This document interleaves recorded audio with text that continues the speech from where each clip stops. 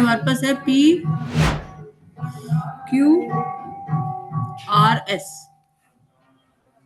ठीक है। और हमें ये दे रखा है 3x + 1 इक्वल टू 2x + 4, ये पॉइंट है ओ। तो अब रोहन अब बताओ। SOOP SO हाँ इक्वल टू OQ, OQ, ठीक है। पर मुझे तो OP की वैल्यू दे रखी है, तो हम SO को OP के इक्वल कैसे करें? गौरव तुम बताओ कैसे किया ये क्वेश्चन नंबर 8। क्वेश्चन नंबर 8 में हमें x की वैल्यू निकालनी है और हमें दे रखा है PQRS is a rectangle. Rectangle में तो लेंथ सेम होती है, इक्वल होती है। किसकी? रेक्टेंगल में किसकी लेंथ इक्वल होती है? मतलब डायगोनल की। हाँ, डायगोनल की लेंथ इक्वल होती है, वेरी गुड। तो उससे हमारे पास डायगोनल की लेंथ इक्वल होने से हमारे पास क्या आएगा? SQ equal to PR। SQ equal to SQ equal to PR आएगा, हाँ ठीक है। हाँ। अब SO इक्वल टू OP कैसे करें? तो मैम इनको इक्वल रख देंगे ना। जैसे क्या 2s रीजन? टीचर को क्या रीजन बताओगे? Diagonals are equal length. Diagonals are of equal length. तो दो रीजन है इसमें, एक तो diagonals are of equal length, और दूसरा बाइसेक्ट वाला डायगोनल बाइसेक्ट करता है, ठीक है ना रोहन? दोनों चीजें हैं गौरव। हाँ ये हाँ हाँ। इसके इक्वल है और ये वाला जो है ये इसके इक्वल है और ये पूरा भी इसके इक्वल है। जब ये पूरा इसके इक्वल है तो SQ का जो आधा होगा, हाफ ऑफ SQ जो होगा, that will be equal to half of PR, ठीक है। समझ में आ गई दोनों को बात? मतलब अगर हाँ ये लाइन 2 सेंटीमीटर की है, इसको काट हाँ दिया तो 1/2 हो जाएगा। हाँ, जैसे ये पूरा का पूरा जो है ये 10 सेंटीमीटर है, ठीक है ना। और मान लो ये वाला जो है ये जो है ये भी, क्योंकि दोनों इक्वल है, दोनों डायगोनल क्योंकि इक्वल है, ये 10 सेंटीमीटर है तो ये भी 10 सेंटीमीटर होगा पूरा। हाँ हाँ। अब जब डायगोनल बाइसेक्ट करेंगे तो ये 5 हो गया, ये भी 5 हो गया और ये वाला भी 5 हो जाएगा। तो फिर ये और ये इक्वल हो गए, नहीं हो गए? हाँ हो गए। बाइसेक्ट, खाली बाइसेक्ट होता तो ना होते इक्वल, पर यहाँ पर बाइसेक्ट के साथ साथ डायगोनल्स इक्वल है। समझ में आई बात? यस क्योंकि सर। डायगोनल्स इक्वल हैं और बाइसेक्ट भी करते हैं, इसलिए ये इक्वल होगा, ठीक है। Yes sir. तो half SQ equal to half PR। Half SQ की जगह हम लिख सकते हैं SO और हाफ PR की जगह हम लिख सकते हैं OP, ठीक है। बात समझ में आई? यस तो सर। अब यहाँ पर रीजन में तुम लिख सकते हो डायगोनल्स आर इक्वल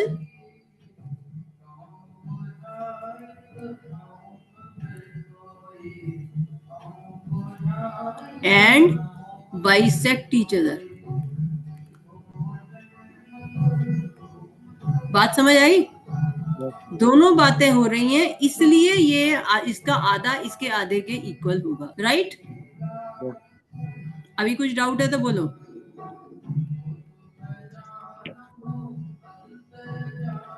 तो अब इसको सॉल्व करके x की क्या वैल्यू आई?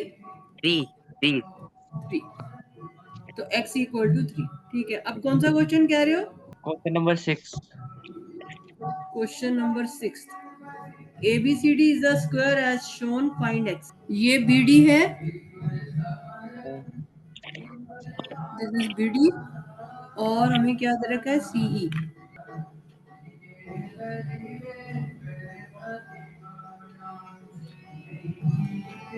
ये CE दे रखा है, BD CE, ये एंगल दे रखा है 85 degree. ABCD is square, find x। तो x है ये बार वाला एंगल। हाँ, अब ये स्क्वायर है, इस स्क्वायर में हमें ये एंगल निकालना है। तो स्क्वायर में ये 85 डिग्री है, ये ट्राइंगल का ओ ई बी का ये एक्स क्या है? ओ ई बी का एक्स क्या है? Exterior angle. एक्सटीरियर एंगल, ये मैंने उस दिन समझाया था। हाँ तो एक्स एक्सटीरियर एंगल है यहाँ पर। तो एक्सटीरियर एंगल किसके इक्वल होता है? एक्सटीरियर एंगल, क्या रिजल्ट बताया था? एक्सटीरियर एंगल इक्वल टू अच्छा एक्सटीरियर एंगल जो ट्राइंगल का होता है opposite angle, sum of the in a opposite. Triangle. Opposite एक सेकेंड, वो हाँ याद है, interior angle of the triangle is equal हाँ, to sum of equal opposite to opposite angle के इक्वल होता है, अपोजिट एंगल के इक्वल होता है। ऑपोजिट एंगल के। तो ये एक्सटीरियर एंगल के ऑपोजिट कौन सा एंगल है? Sum of 85। The opposite interior angle. हाँ, तो सम बोलोगे ना, sum of opposite interior angle. ये रिजल्ट समझाया था उस दिन मैंने। Just minute. बेटा अगर पीछे का याद, ये तुम्हारा पुरानी क्लासेस के रिजल्ट्स हैं, और अगर अभी भी नहीं याद करोगे तो इसके बिना मैथ्स नहीं हो सकती। नहीं मैम याद तो है, मैम याद तो है। हाँ, तो अब x के ऑपोजिट कौन कौन सा एंगल है, फिर सम किस किस का लेंगे? सम 85 का, 85 को छोड़ो, एंगल का नाम बोलो। D O C, E O B, angle E O B. हाँ, ई ओ बी और और बी ओ सी। बी ओ सी। ये तो इस ट्राइंगल में आ गया तुम। अच्छा हाँ, एक सेकेंड, मतलब इस ट्राइंगल की बात कर रहे उस हैं। एक्स कौन इस सी ट्राइंगल का एक्सटीरियर एंगल है? ई ओ बी का उसके अपोजिट वाला होगा ना। तो in triangle E O B बात कर रहे हैं ना। हाँ हाँ, तो एक तो ये एंगल हुआ, और इसके अलावा कौन सा हुआ? O D C, O D C. D. D तो ये रहा। ट्राइंगल के अंदर की बात करोगे या दूसरी ट्राइंगल में कूद जाओगे? ट्राइंगल का अंदर की तो बात। तो ट्राइंगल ई ओ बी है ना। ई ओ बी, अच्छा मतलब हाँ ई ओ बी है ना, तो B O B E O B E O तो ये वाला एंगल हुआ, ये इसका ऑपोजिट है। B E opposite. ओ तो ये वाला एंगल हुआ, ये क्या इसका ऑपोजिट है? अपोजिट वाला तो ये 85 हुआ ना। फिर 85 पे पहुंच गए। इस ट्राइंगल की सिर्फ सिंपली ये ट्राइंगल की बात करो, इसीलिए तो तुम्हें क्लियर नहीं हुआ पिछली बार भी, फिर तुम वहीं के वहीं। ये ट्राइंगल है ओ ई बी, और ये इसका एक्सटीरियर एंगल है, ये यहाँ पे ये। तो ये जो एक्सटीरियर एंगल एक्स है, ये किसके इक्वल होता है? उसके अपोजिट एंगल के। ऑपोजिट एंगल कौन से हैं? उसका अपोजिट एंगल है, अच्छा एक सेकेंड, इसका अपोजिट एंगल तो एक तो ई ओ बी हुआ, ई ओ बी, और दूसरा ई A D, E A D, ए कहाँ पे है? ये भी तो है ही, ए। बेटा तुम सिर्फ ट्राइंगल में देख सकते हो, नहीं देख सकते हो। मैंने अलग फिगर इसीलिए बनाई है कि तुम सिर्फ इसी ट्राइंगल में देखो। देखो उस दिन भी मैंने तुम्हें इतनी सारी ट्राइंगल्स बना के समझाया था। मैम ये इसके अपोजिट तो ये फिर सी ओ भी आ गया, इसके अपोजिट तो कोई सा आएगा ही। उस दिन मैंने ये फिगर बना करके समझाया था, नहीं ये एक्स है। सिर्फ इस फिगर को देखो, और कोई फिगर नहीं देखनी। ये ओ है, ये ई है, ये बी है, ये ट्राइंगल दिखाई दे रही है जो मैंने अभी बनाई है। ऐसा ऐसा। तो ये एक्सटीरियर एंगल किसके इक्वल होगा? ओ ई। ओ, ये जो एक्स है एक्सटीरियर एंगल, ये किसके इक्वल होगा? ओ बी ई के, हाँ, ओ बी, ई के। ओ बी ई एक एंगल के इक्वल होगा। प्रॉपर्टी क्या है? Exterior angle equal to exterior angle exterior opposite angle interior, equal to क्या है प्रॉपर्टी? वो equal to opposite interior angle. Sum. Sum क्यों नहीं बोलते? ये opposite S U interior M sum किस लिए लिखा है? सम को क्यों नहीं दिमाग में बिठा रहे? Exterior angle equal two of opposite interior. फिर ऑपोजिट इंटीरियर। सम ऑफ बोलो ना। सम भी तो बोला मैं अभी, है सम भी तो बोला अभी। सम ऑफ ऑपोजिट इंटीरियर एंगल्स। तो कौन कौन से एंगल का सम? ई ओ बी है और ओ बी ई। ओ बी ई, तो ये दोनों ऑपोजिट एंगल हुए ना, एक ये और एक ये। ये जो एंगल है इसके ऑपोजिट ये दोनों हुए। ठीक है, समझ में आई बात नहीं? ये सब है। अब ये एक्सटीरियर एंगल है, ये वाला। ठीक है, इसको मैंने लिखा एंगल 1, इसको लिखा एंगल 2, इसको लिखा एंगल 3, और इसको लिखा एंगल 4। तो अब ये एंगल 4 किसके इक्वल होगा? एंगल फॉर वो एंगल वो एंगल 3 के हैं? 3 के किसके? 3 सिर्फ 3 के इक्वल होगा? 2 1 3 तो 2 + 3 बोलो ना, एंगल 2 + एंगल 3। अब बात समझ में आई हैं? Yes sir. अब अगर मान लो मैं इसको ऐसे बढ़ा देती हूँ और इसको 5 बोलती हूँ, तो एंगल 5 किसके इक्वल होगा? एंगल 5 1 + 2 के। हाँ, तो अब समझ में आया कि exterior angle equal to sum of opposite interior angles. तो यहाँ पे ये बन रहा है EOB + OBE, ठीक है? Yes sir. तो अब EOB किसके इक्वल है? ये EOB की वैल्यू कितनी होगी? हमें ये 85 डिग्री दे रखा है, तो EOB कितना हुआ? ये एंगल की वैल्यू क्या होगी? 85 का 85 का अगर दो लाइंस क्रॉस करती हैं ऐसे आपस में, तो ये और ये एंगल क्या होते हैं? क्या बोलते हैं इनको? बाइसेक्ट होती है अच्छा ये वाले वर्टिकल अपोजिट एंगल तो वर्टिकल ऑपोजिट एंगल क्या होते हैं? Vertical opposite angles are equal equal. तो क्योंकि वो इक्वल होते हैं वर्टिकल ऑपोजिट एंगल, तो एंगल EOB की वैल्यू कितनी हुई? 85 85 डिग्री प्लस एंगल OBE। अब एंगल OBE हमें निकालना है, मतलब ये वाला एंगल, ठीक है? अब क्योंकि ये एक स्क्वायर है, स्क्वायर में जो डायगोनल होता है वो इस एंगल को जो वर्टेक्स वाले इंटीरियर एंगल होते हैं उसको बाइसेक्ट करता है। तो diagonal bisect the interior angles. तो ये पूरा एंगल कितना होता है? ये पूरा एंगल कितना होता है इन अ स्क्वायर? 90 degree 90 degree. और जो डायगोनल है वो इस 90 डिग्री को बाइसेक्ट कर देता है। तो ये जो एंगल है ये कितना होगा? 90 डिग्री का आधा आधा। तो this equal to 85 degree plus half of 90 degree. तो हाफ ऑफ 90 डिग्री कितना होता है? 90 डिग्री हाफ ऑफ 90 कितना होता है? 90 का आधा कितना होता है? 55 55। नहीं 55 नहीं हम्म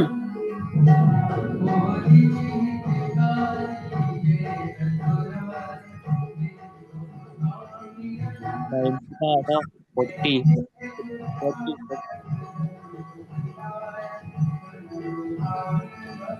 हाँ, कितना हुआ? 40 45 45 डिग्री। तो अभी कितना आ गया? 130 डिग्री। ठीक है, समझ आ गया?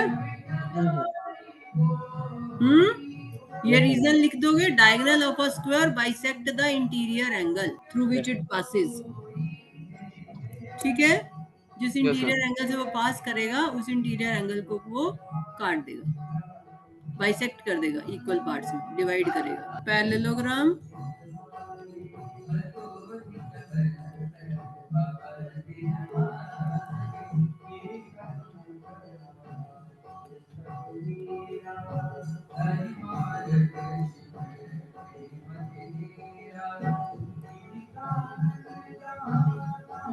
Rhombus rectangle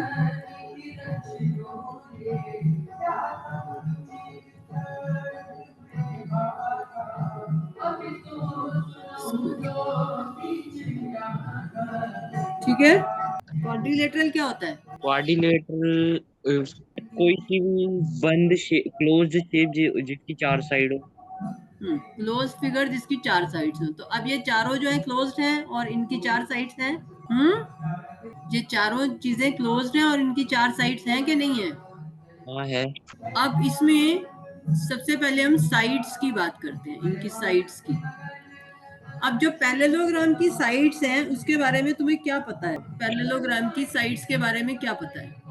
diagonal sides are diagonals की बात नहीं कर रही, साइड्स की बात कर रही हूँ। Opposite sides are equal. Opposite sides are equal. और भी कुछ होता है? एंगल भी होता है। Opposite sides are equal. और इक्वल के अलावा कुछ और भी होती है ऑपोजिट साइड्स? और पैरेलल लाइंस। होती तो आर इक्वल एंड पैरेलल। ठीक है, अब रोहन तुम बताओ, रोम्बस की साइड्स के बारे में क्या पता है? रोम्बस की साइड के बारे में रोम्बस की साइड्स के बारे में क्या पता है तुम्हें? कैसी होती है उसकी साइड्स? उसकी साइड्स इक्वल लेंथ की होती है और इक्वल होती है। इक्वल होती है, तो ऑल साइड्स इक्वल होती हैं इसमें, ऑल साइड्स इक्वल, ठीक है। और इसमें ऑपोजिट साइड्स पैरेलल होती हैं। Opposite side parallel, opposite side parallel में होती है opposite side opposite sides parallel होती हैं, ठीक है ना, क्योंकि ये एक पैरेललोग्राम ही है रोम्बस भी, लेकिन ऐसा पैरेललोग्राम है जिसकी चारों साइड्स इक्वल हैं, तो ऑपोजिट साइड्स पैरेलल तो होंगी ही होंगी, ठीक है। अच्छा, अब रेक्टेंगल की साइड्स के बारे में बताओ। रेक्टेंगल की साइड्स के बारे में तो उसकी अपोजिट, हाँ उसके अपोजिट साइड इक्वल होती है और एंगल, इंटीरियर एंगल का जो अभी मेजर सिर्फ होता साइड्स की बात करें, opposite sides equal and, opposite sides equal and, और क्या होती है? And 90 degree. है 90 पैरेलल पैरेलल पैरेलल होती है ना, तो ऑपोजिट साइड्स, क्योंकि ये भी एक पैरेललोग्राम होता है, तो opposite sides equal and parallel, ठीक है। ये कैसा पैरेललोग्राम है? जिसमें कि जो एंगल एट द वर्टेक्स हैं वो 90 डिग्री होते हैं, इंटीरियर एंगल्स 90 डिग्री होते हैं सब, ठीक है ना। तो है तो ये भी पैरेललोग्राम, तो ऑपोजिट साइड्स पैरेलल भी होंगी, इक्वल तो है ही है इसमें। अब स्क्वायर में क्या पता हमें? स्क्वायर में उसके भी साइड्स इक्वल होती हैं ऑल साइड्स इक्वल, ये और तुम्हारा 10th तक काम आएगा जो लिखवा रही तुम्हें, ऑल साइड्स इक्वल, हाँ, as parallel and all sides parallel लिखोगे, एंड एज पैरेलल एंड कौन सी साइड्स पैरेलल होती हैं? ऑल होती है ना। ऑल नहीं, ऑपोजिट साइड्स। ऑल साइड्स तो पैरेलल हो नहीं सकती ना, ऑल साइड्स कैसे पैरेलल हो जाएंगी? जो एडजेसेंट साइड्स हैं वो थोड़ी पैरेलल होंगी, पैरेलल तो होगी। ठीक है ना। And both pair of parallel opposite sides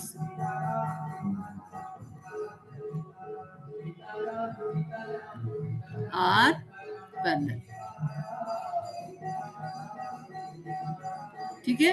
यहाँ पे भी लिख सकते हो बोथ पेयर ऑफ, दोनों पेयर जो है ऑपोजिट साइड्स के वो पैरेलल होते हैं, एंड पैरेलल की जगह यहाँ पर लिख सकते हो एंड बोथ पेयर। जब हम पैरेलल लिख रहे हैं तो हमारा मतलब यही है कि both pair of opposite sides, खाली वैसे लिख दो तो भी ठीक है, ठीक है, समझ आ गई बात।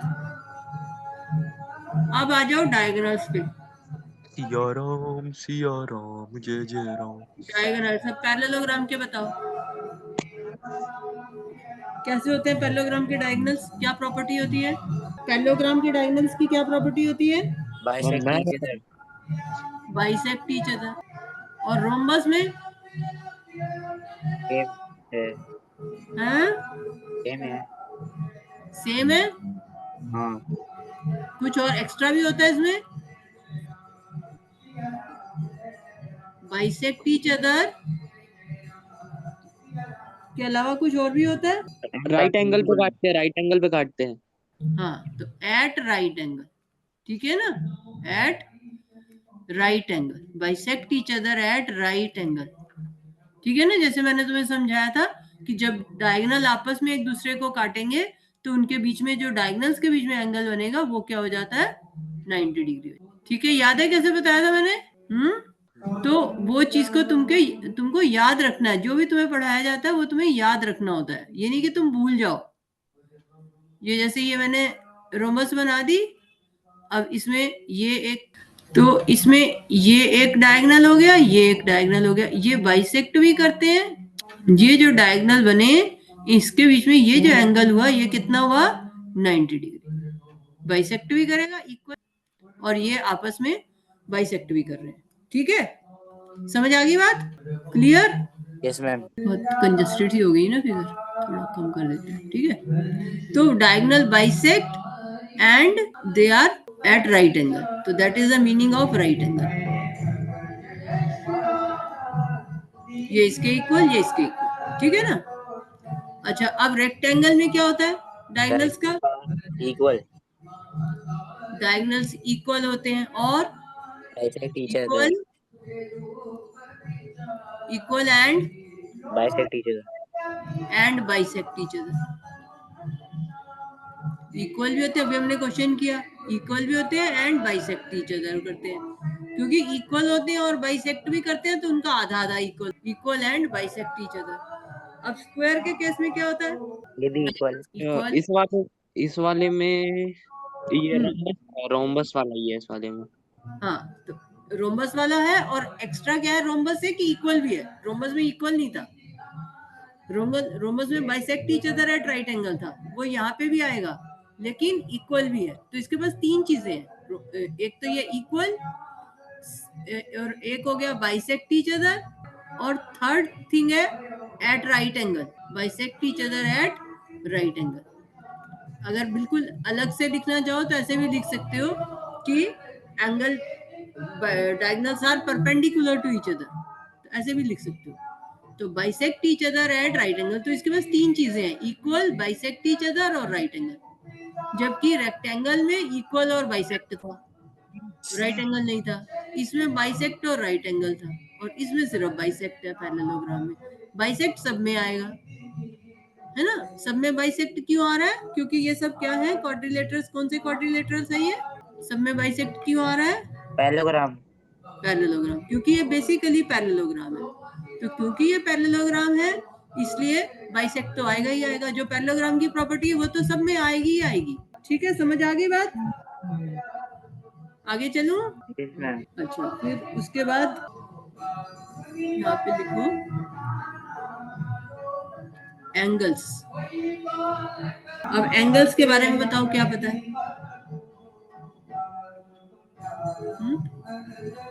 Opposite angle are equal.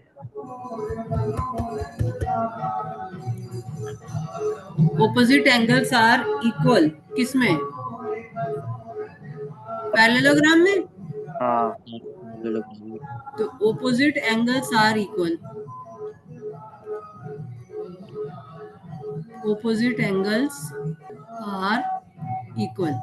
अब इसमें तो ये क्या कहते हैं, पैरेललोग्राम में वो भी तो आएगा, the sum of adjacent angle. Sum of adjacent angles, sum of adjacent angles, sum of adjacent angles is 180 180 degree. ठीक है, अब रोम्बस में क्या है? रोम्बस में भी। रोम्बस में ऑपोजिट एंगल्स क्या होते हैं? इक्वल तो होंगे ही होंगे, है ना, वो प्रॉपर्टी तो आनी है। ऑपोजिट वो 90 डिग्री भी होते हैं। Angles equal and sum of adjacent angles, ये तो आएगी ना, हाँ। Sum of adjacent angles is 180 degree. अब इसमें, इसमें भी वही है, अब रेक्टेंगल में सेम है। Opposite angles equal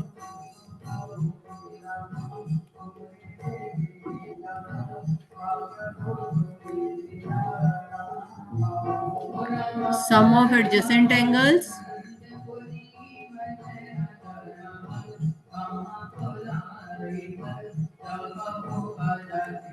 is 180 degree, 180 degree, और क्या होता है? Each interior angle 90 degree. तो each interior angle is 90 degree.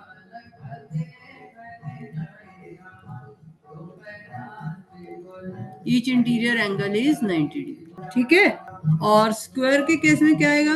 इसमें भी सेम आएगा, ऑपोजिट एंगल्स इक्वल, जो पैरेललोग्राम की प्रॉपर्टीज हैं वो इसमें आएंगी।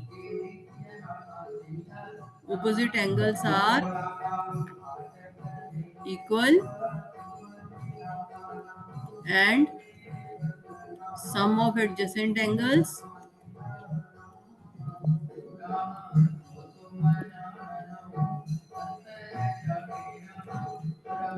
is 180 डिग्री, और ईच इंटीरियर एंगल, थर्ड क्या है पॉइंट? ये फर्स्ट पॉइंट है, ये सेकंड पॉइंट है, ये थर्ड पॉइंट है। Each interior angle,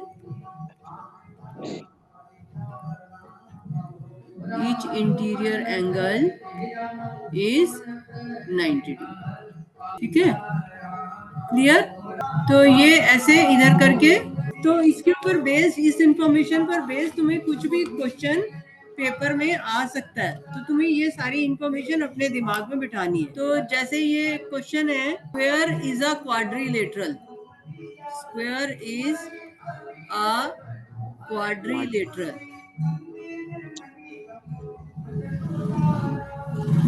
square is a quadrilateral. Ma'am का रीजन दो, क्या लिखोगे, एक्सप्लेन करो। स्क्वायर इज अ क्वाड्रिलेटरल, क्या लिखोगे? हेलो मैं बताऊं, हैं? मैं बताऊं। हाँ बताओ। Ma'am, square is a quadrilateral because he is a close figure and four, it is a close figure and, it is a close figure and and की चार साइड्स है और वो क्लोज फिगर है। क्लोज फिगर है and क्या बोला? Four side, sides क्या? And four it has, side, नहीं सॉरी, वर्टेक्स, वर्टेक्स, हाँ, square is a quadrilateral because it is a close figure and it has but it has four vertex. Four sides, हाँ, because it has four sides, क्योंकि इसकी चार sides होती हैं, इसलिए ये क्वाड्रिलेटरल है ना। अब नेक्स्ट पूछे ma'am, square is a parallelogram, फिर क्या होता है? स्क्वायर इज अ पैरेललोग्राम, क्या रीजन दोगे? एक सेकंड, स्क्वायर पैरेललोग्राम क्यों है? गौरव बताओ, why square is a parallelogram? हाँ, उसकी अपोजिट साइड पैरेलल होती है। हाँ, तो because it's opposite sides are parallel, it's both or figure of opposite sides are parallel. Opposite side उसकी इक्वल भी होती है। हाँ, बस ऑपोजिट साइड पैरेलल होने से ही पैरेललोग्राम हो जाता है। उसके बाद इक्वल और बहुत सारी उसकी प्रॉपर्टीज होती हैं, ठीक है, because it's both pair of opposite sides are parallel. अगर हमने लिख दिया बोथ पेयर आर पैरेलल तो वो सफिशिएंट है, ठीक है। तो अब हम कहें square is a rhombus, square is a rhombus, explain करो। where is a rhombus? हाँ, मैं कह सकती हूँ ना, at right angle, square is a rhombus, इसके लिए एक्सप्लेनेशन दो। Because, because His all sides are equal, because it's all sides are equal. opposite angles are equal. At right angle. Rhombus के लिए राइट एंगल नहीं चाहिए, rhombus में तो कुछ भी हो सकते हैं एंगल, है ना। रोम्बस में तो एंगल्स कुछ भी हो सकते हैं, हम कह रहे हैं square is a rhombus. Rhombus क्यों है? क्योंकि उसकी ऑल साइड्स इक्वल होती हैं। रोम्बस के अंदर एंगल कुछ भी हो सकता है, स्क्वायर में 90 डिग्री होना जरूरी है, ठीक है। पर स्क्वायर रोम्बस क्यों है? क्योंकि इसकी चारों साइड्स इक्वल होती है। फिर हम कहें square is a rectangle, square is a rectangle, तो क्या बोलोगे? रेक्टेंगल क्यों है? At right angle. हाँ, Opposite sides are equal all और interior angles are, 90 degree each. all interior angles are 90 degree each, opposite angle वाला और diagonal bisect all interior angles are 90 degree each and opposite sides are equal, equal, equal. है ना।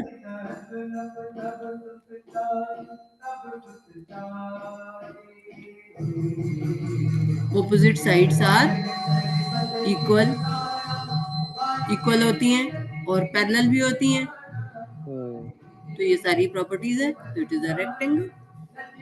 ठीक है, समझ में आ गई। Yes ma'am. तो अगर मैं पूछूं, इज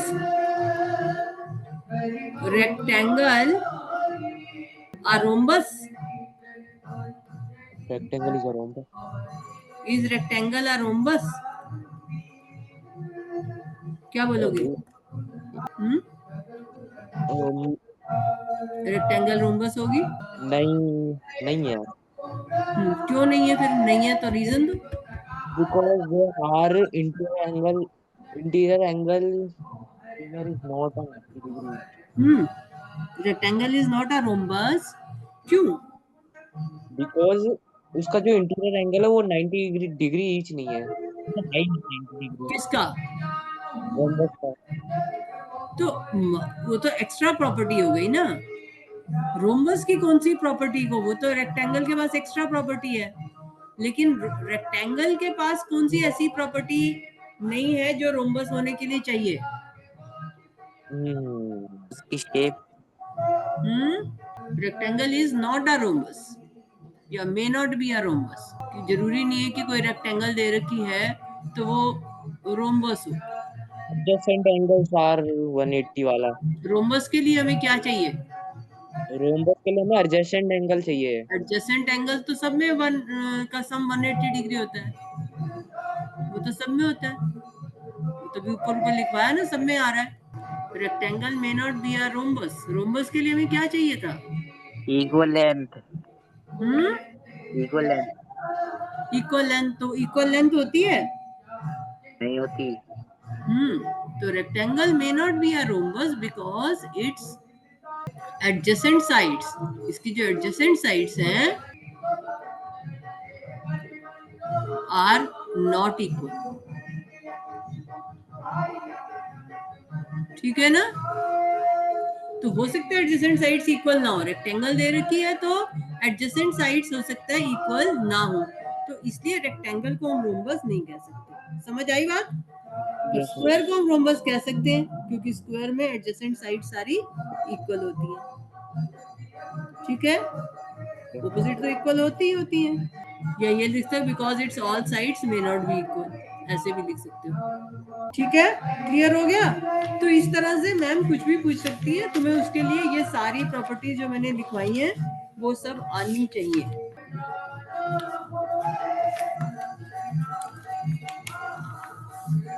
अब इसमें जो नेक्स्ट फिगर तुम्हें करनी है वो है ट्रेपीजियम। ट्रेपीजियम स्पेलिंग समझ में आ गए? अभी तक जो हमने पढ़ा था वो सब पैरेललोग्राम तो थे ही थे, है ना? लेकिन ट्रेपीजियम में जरूरी नहीं है वो पैरेललोग्राम हो।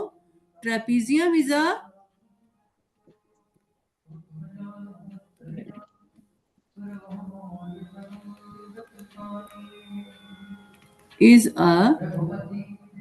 क्वाड्रिलेटरल। अब ये बेसिक पे चला गया। Trapezium is a quadrilateral. कैसा क्वाड्रिलेटरल?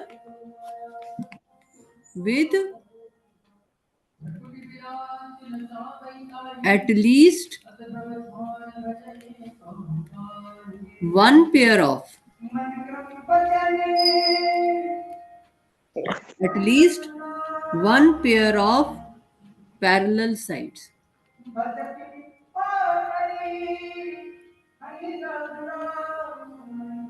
क्या मतलब हुआ इसका? with at least one pair of parallel sides। क्या मतलब हुआ इसका? आमने सामने। कॉपी कर लिया बेटा? डेफिनेशन ऊपर निकल गई है। हाँ हाँ, एट कर लिया। Least one pair. At least one pair का मतलब? कोई सा एक पेयर, कोई सा भी। हाँ, तो कोई सा कम से कम एक पेयर। ठीक है, इसका मतलब क्या है? कम से कम एक पेयर जो है वो पैरेलल होना चाहिए। रोहन कॉपी कर ली डेफिनेशन या मैं नीचे करूं? हाँ कर लिया कर लिया। बेटा, तुमने भी कर लिया, करो। यस मैम, कर लिया। तो इसमें ये है कि कम से कम एक पेयर जो है वो उसका पैरेलल हो। तो जैसे इस फिगर में मैंने ये ऊपर और नीचे जो लाइंस ड्रॉ की ये पैरेलल ले ली, और जो दूसरी वाली हैं वो पैरेलल हो भी सकती हैं और नहीं भी हो सकती होंगी, तो वो पैरेललोग्राम वाली बात हो जाएगी। और ये हो सकता है कि वो ना हो with at least one pair of parallel sides. तो हमारी कंडीशन क्या है कि एक पेयर पैरेलल होना चाहिए, दूसरे से हमें मतलब नहीं है। ठीक है, समझ आ गई बात? तो जैसे अब ये फिगर मैंने बनाई पी क्यू आर एस, तो पी क्यू आर एस क्या है? ट्रेपीजियम है। तो P Q R S is a P Q R S is a trapezium.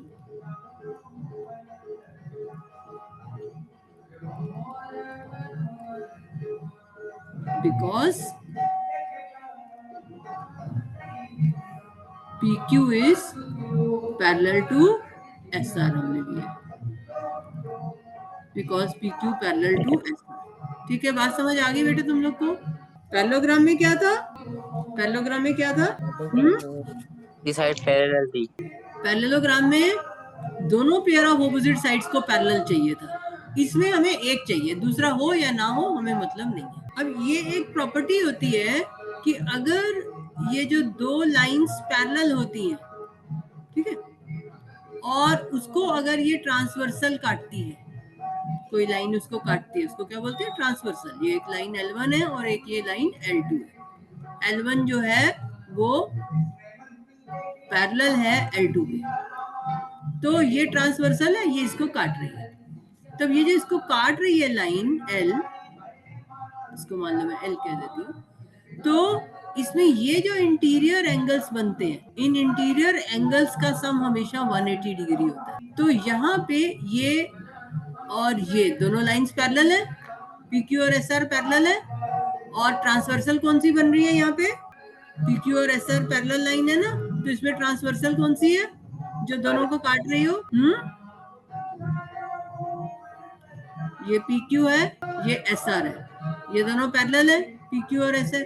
ठीक है, और ये जो हमने ज्वाइन कर ली PS, ये एक तरह से इसकी ट्रांसवर्सल हो गई, दोनों पे मिल रही है ना, तो ये ट्रांसवर्सल हो गई। तो क्योंकि ये ट्रांसवर्सल है, तो इसमें ये जो इंटीरियर एंगल बनेंगे, इनका सम 180 डिग्री होगा। तो इसका और इसका sum angle P plus angle S equal to 180। ठीक है, और क्या 180 डिग्री होगा? और भी कोई ट्रांसवर्सल है यहाँ? QNR। QR ट्रांसवर्सल है, तो angle Q plus angle R equal to 180 degree बन जाएगा। ठीक है, तो अब पैरेललोग्राम में भी ये था, पैरेललोग्राम में भी था ना, क्या रिजल्ट था पैरेललोग्राम में? पैरेललोग्राम में ये 180 डिग्री का रिजल्ट क्या था?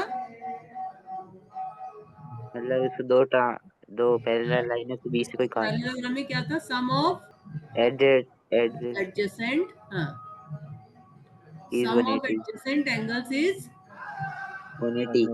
180। तो अब यहाँ पर हम कह सकते हैं sum of adjacent angles is 180 degree. हमारे पास ये दो रिजल्ट हैं, तो क्या मैं कह सकती हूँ sum of adjacent angles is 180 degree? हाँ, कह सकते हैं? इसमें हाँ। कोई एडजेसेंट एंगल तुम्हें दिख रहे हैं जिनका सम हो सकता है 180 डिग्री ना हो? मान लो ये एंगल 60 डिग्री है, ठीक है, तो ये जो नीचे वाला एंगल है S, ये कितना होगा? ये 60 डिग्री है, तो ये एंगल S कितना होगा? उसको उससे मल्टीप्लाई कर देंगे, नहीं, मल्टीप्लाई, माइनस कर देंगे इसको। हाँ, तो कितना होगा? 60 को 80 से माइनस कर देंगे, 120। 120। 130, 130, 120, 120। 120। ठीक है, और मान लो ये एंगल जो है ये 80 डिग्री है, तो ये कितना होगा? ये 80 है, तो ये कितना हुआ? हाँ, मैम क्या बोल रहे हो? ये Q जो है ये 80 डिग्री है, तो एंगल R कितना होगा? 100। 100 डिग्री है। तो अब मैं कह सकती हूँ sum of adjacent angles is 180 degree? नहीं, नहीं, क्यों नहीं? इनका सम 180 नहीं हो रहा ना। किनका? हाँ हाँ, किनका नहीं आ रहा? मैं जोर से बोलूं तो इसका मतलब ये नहीं है कि तुम गलत बोल रहे हो। हाँ, किसका 180 नहीं आ रहा? नहीं अपन इन तीनों सम करे फिर 180 से ज्यादा आ रहा। तीनों का? चारों का। चारों का सम कितना होता है? क्वाड्रिलेटरल में चारों का सम कितना होता है? 360। 360। तो 360 नहीं आ रहा? देखता हूँ। अरे तुमने अभी कहा इन दोनों का 180 है, इन दोनों का 180 है, तो टोटल कितना हो जाएगा? मैं तुमसे ये पूछ रही हूँ, कैन वी से in a trapezium sum of adjacent angles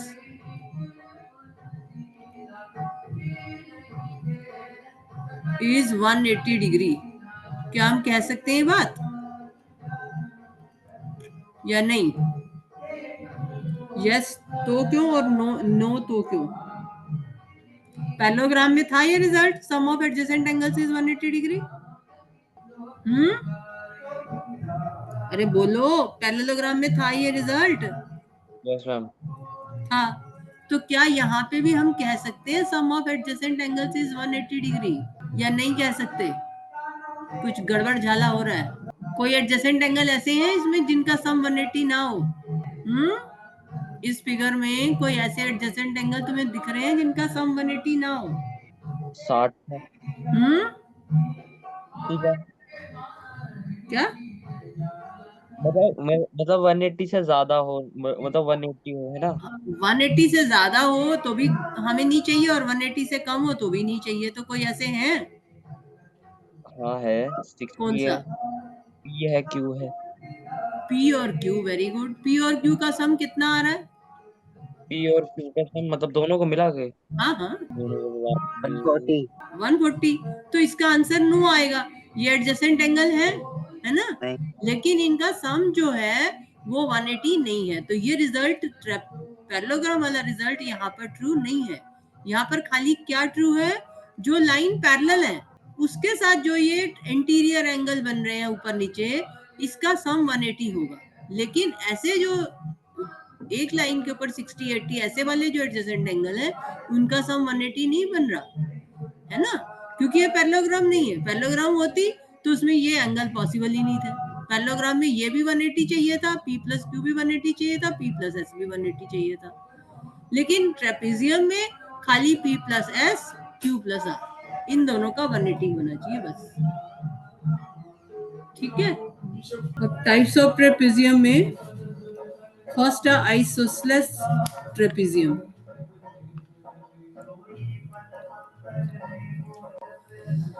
isosceles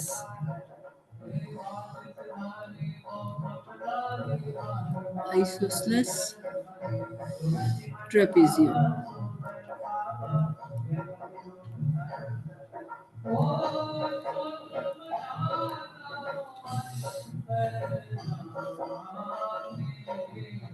So isosceles trapezium क्या होता है? A trapezium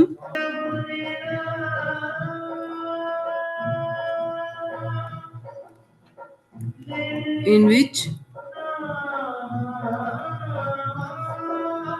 non-parallel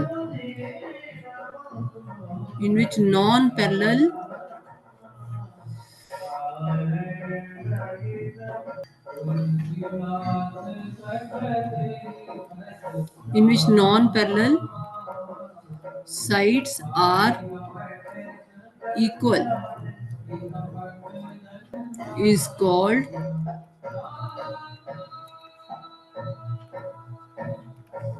isosceles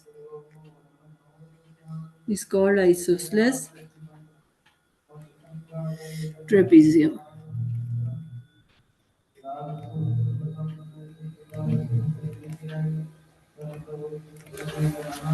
ठीक है, समझ आ गई बात? आइसोसेलेस ट्रेपेजियम का क्या मतलब हुआ? यस। तो इसमें जैसे मैंने एक ये ले लिया, इधर एक और ले ली,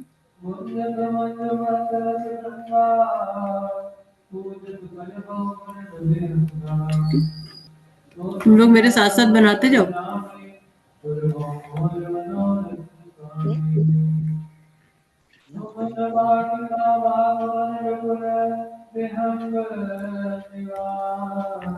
तो अब ये यहाँ पर ए बी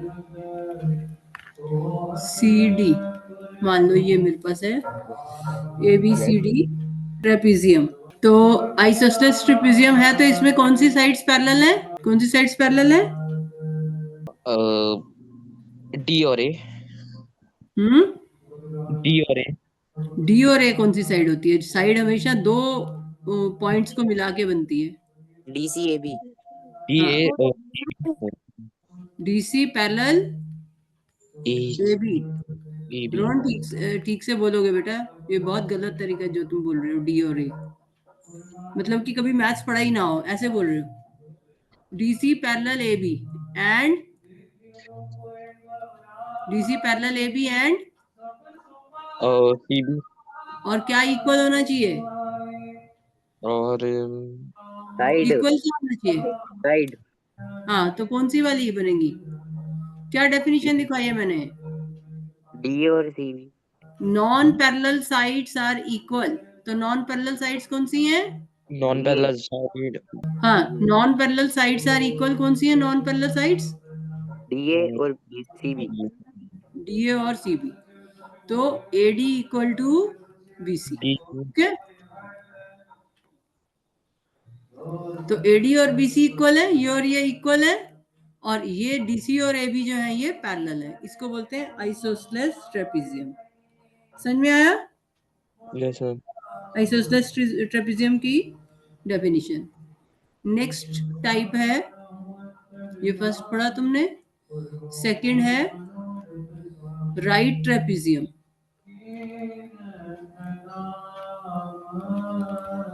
राइट ट्रेपेजियम, अब इसकी डेफिनेशन लिखो। Trapezium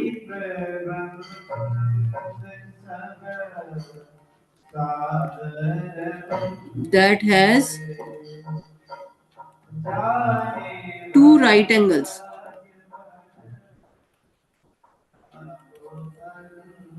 that has two right angles, दो राइट एंगल वाला जो ट्रेपेजियम होता है is called right trapezium।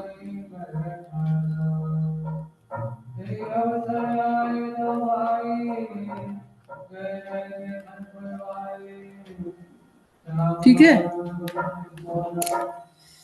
Trapezium that has two right angles is called right trapezium.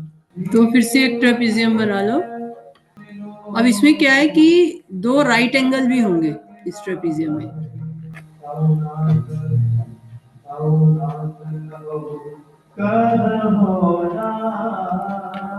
तो क्योंकि मुझे दो राइट एंगल वाला ट्रेपेजियम बनाना है, तो मैं यहाँ पर एक परपेंडिकुलर लाइन लूंगी इस पर।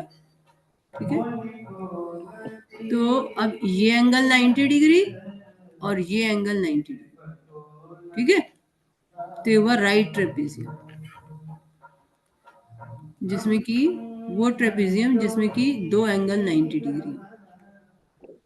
तो दो साइड पैरेलल तो होंगी क्योंकि ये ट्रेपेजियम है, तो one pair of opposite side will be parallel, तो ये और ये आपस में पैरेलल है। तो अगर हमारे पास ये ए बी सी डी है, तो हमारे पास क्या आएगा, A B parallel to A B BC या CD, है ना, एंड और क्या है, angle A equal to 90 degree, angle D equal to 90 degree. ठीक है, क्लियर? राइट ट्रेपेजियम की बात समझ आ गई? तो अब इसमें एक ही छोटा सा टॉपिक रह गया, काइट। गौरव, ये वही काइट है जो तुम उड़ाते हो, ठीक है? यस तो मैम। उस काइट का मैथ्स जो है हम नेक्स्ट टाइम पढ़ लेंगे। अभी ये ऐसे करना, तुम एक्सरसाइज 11.5 में क्वेश्चन नंबर 1 देख लो, एक आध क्वेश्चन में करा देती हूँ, बाकी तुम ट्राई कर लेना। इसमें ट्रेपेजियम पर क्वेश्चन नंबर 1 है, क्वेश्चन नंबर 2 है, 3 4 छोड़ देना, क्वेश्चन नंबर 5 है। ठीक है, और मैम जो सॉल्ड एग्जाम्पल है वो भी कर लेना, अच्छा है सॉल्ड एग्जाम्पल, एग्जाम्पल 17। और सेकंड जो है ना ट्रेपेजियम MUST, चलो सेकंड देख लेते हैं।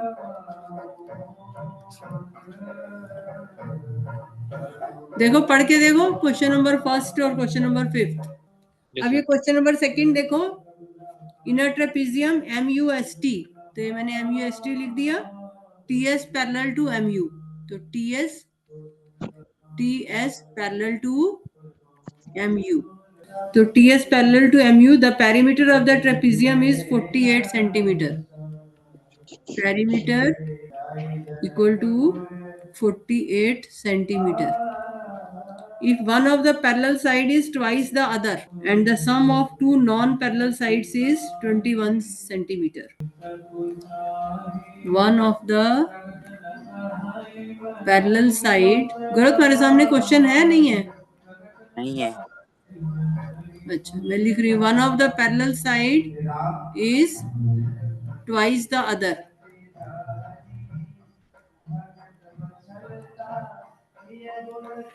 ट्वाइस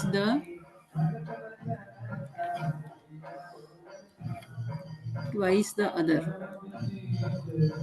ठीक है. And sum of two non parallel sides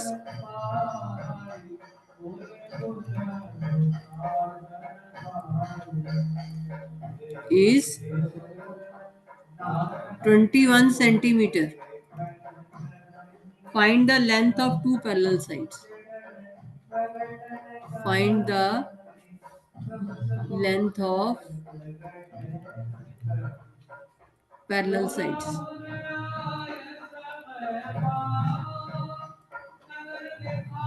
ठीक है. ये है क्वेश्चन. कैसे करेंगे बताओ? किसको समझ में आया? कैसे करेंगे? जो नॉन पैरेलल साइड है उनकी 21 सेंटीमीटर है। हाँ जो नॉन पैरेलल साइड है उनका सम 21 सेंटीमीटर है. हाँ तो एमटी और यूएस का एमटी और यूएस का सम 21 सेंटीमीटर है. और फर्स्ट वाली कंडीशन क्या है? One of the parallel side is twice the other. MT plus US equal to 21 centimetre. ये तुम्हारे पास है. और पहली लाइन का क्या मतलब हुआ? रोहन तुम बताओ. One of the parallel side is twice the other. Gaurav ने एक बात बताई, एक तुम बताओ. ट्विंस से मतलब twins to other sum to twice. Twice कौन से? मैं कहूँ जितनी तुम मैगी खाते हो सिद्धार्थ उसकी ट्वाइस खाएगा. मंजूर है? नहीं तो क्यों? क्या मतलब हुआ इसका? मतलब इस क्वेश्चन का है? क्वेश्चन की बात नहीं पूछ रही. मैं कह रही हूँ अगर तुम जितनी मैगी खाते हो सिद्धार्थ उसकी ट्वाइस खाएगा. तुम्हें मंजूर है? नहीं है? नहीं. क्यों नहीं है मंजूर? मुझसे ज्यादा खाएगा. है?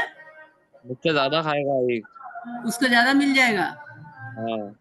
है? तो बड़ा भी तो है वो. हाँ तो मतलब मान लो तुमने 4 मैगी खाई तो सिद्धार्थ को कितनी मिलनी चाहिए? 5 मिलेगी फिर. 5 क्यों मिलनी चाहिए इस क्वेश्चन के हिसाब से? ट्वाइस.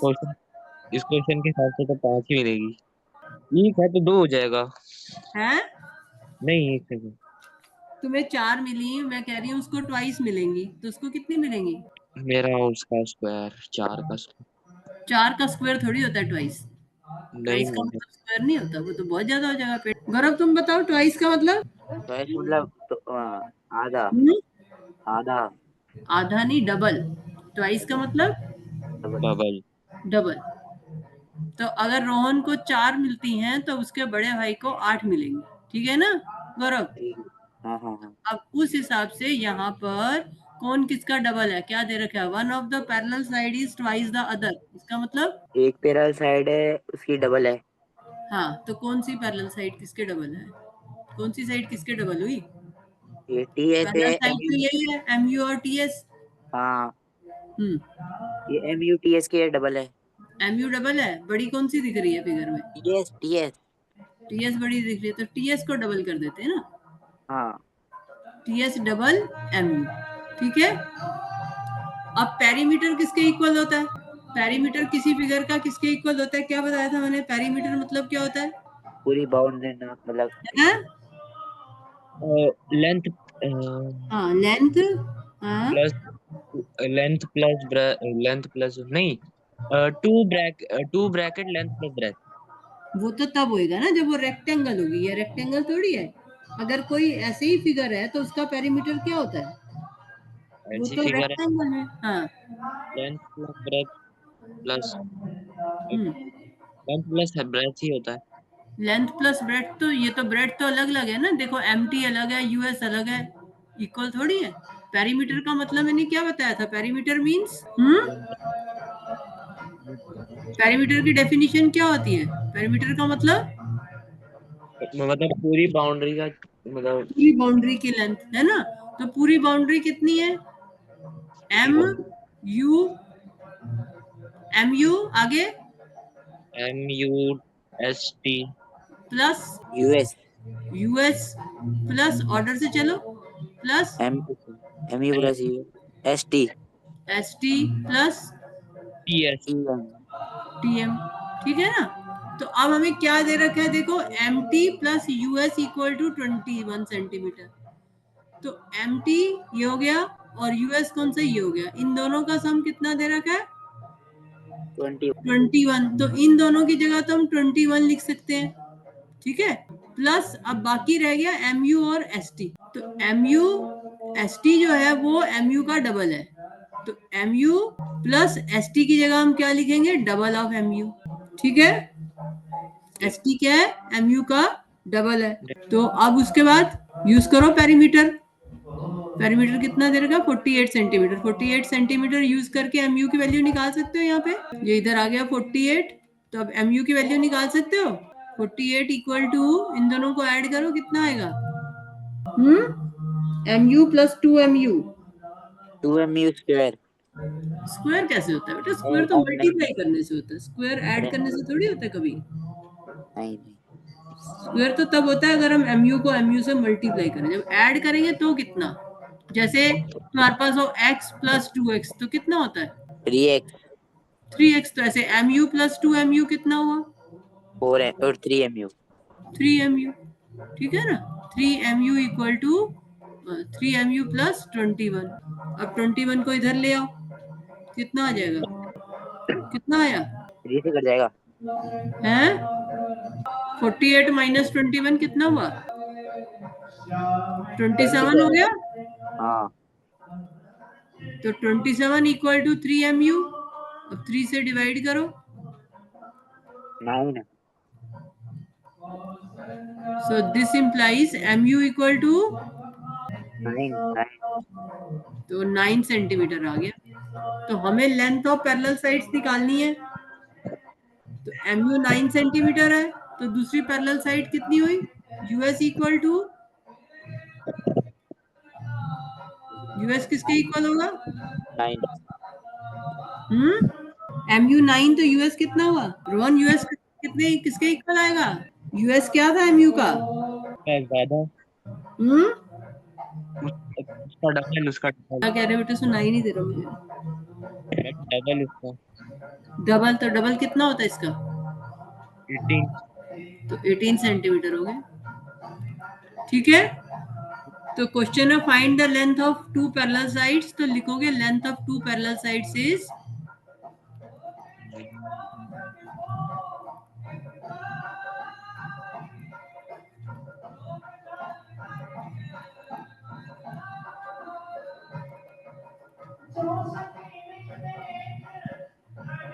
9 centimetre comma 18 centimetre. ठीक है, कुछ डाउट है तो बोलो।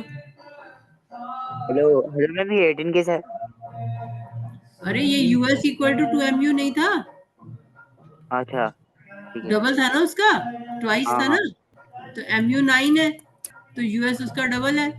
मल्टीप्लाई कर दिया हाँ ठीक है, क्लियर हो गया। यस मैम ऐसा क्वेश्चन तुम्हें क्वाड्रिलेटरल में कहीं भी आ सकता है, इस तरह का क्वेश्चन। ये तो इसमें कुछ ट्रेपेजियम का तो यूज ही नहीं हुआ देखा जाए तो, ये किसी भी क्वाड्रिलेटरल के लिए ऐसा क्वेश्चन आ सकता है ना, एक जनरल क्वाड्रिलेटरल में भी ऐसा दे सकता है वो तो, और पेरीमीटर दे सकता है तुम्हें, साइड निकालने को कह सकता है, तो ये जनरल क्वेश्चन है, इसमें ट्रेपेजियम वाली कोई बात है नहीं है। ठीक है, क्लियर, यस मैम समझ आ गया। हाँ यस मैम और अगर ऐसे पेरीमीटर के क्वेश्चन में इस तरह से MU US पूरा पूरा लिखने में दिक्कत आती है, तो क्योंकि ये सारी साइड्स तो अलग अलग है, इसको x ले लो, इसको y ले लो, ये जो TS है इसका डबल है तो इसको 2x ले लो, और इसको कुछ z ले लो। अब चारों को ऐड करके और क्वेश्चन कर सकते हो, जरूरी नहीं है कि ऐसे लिखो, तो तुम ऐसे लिख सकते हो x plus y plus 2x plus z, है ना, और y और z का सम हमें पता है इज इक्वल टू कितना था 48, तो y और z का सम हमें पता है नॉन पैरेलल साइड्स का 21 है, तो इसकी जगह 21 आ जाएगा, ये x प्लस 2x हो जाएगा। तो ऐसे भी कर सकते हो 3x + 21 = 48। ऐसे भी लिख के कर सकते हो और पूरा पूरा लाइंस लिख के भी कर सकते हो, जैसे तुम्हें कंफर्टेबल लगे वैसे कर लेना क्वेश्चन। समझ आ गई क्या कह रही हूँ मैं? Hello, yes ma'am, yes ma'am. ये मेथड क्लियर है एक्स वाला? तो ऐसे भी चला सकते हो क्वेश्चन, जो बच्चों को समझ में आता है ना वो फटाफट ऐसे कर लेते हैं। इसको x ले लिया, ये इसका ट्वाइस है तो ये 2x हो गया, ये y हो गया, ये z हो गया, ऐसे करके x निकाल लिया और फिर 2x आ जाएगा, दोनों की लेंथ आ गई। ठीक है, क्लियर? देन